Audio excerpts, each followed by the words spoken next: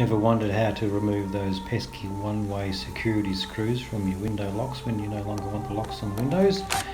Well, I come up with a way. Simply do 2 drill holes on either side.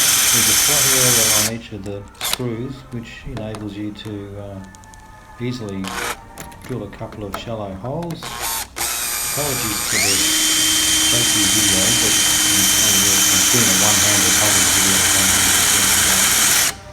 So that goes to show you how easy it is. So there's the 2 holes. Now we've modified a screwdriver, flat-bladed screwdriver, with a little groove in it. And then you simply unscrew it. It's as easy as that. Saves you from trying to angle grind the whole thing off or ruining your window by trying to lever it off.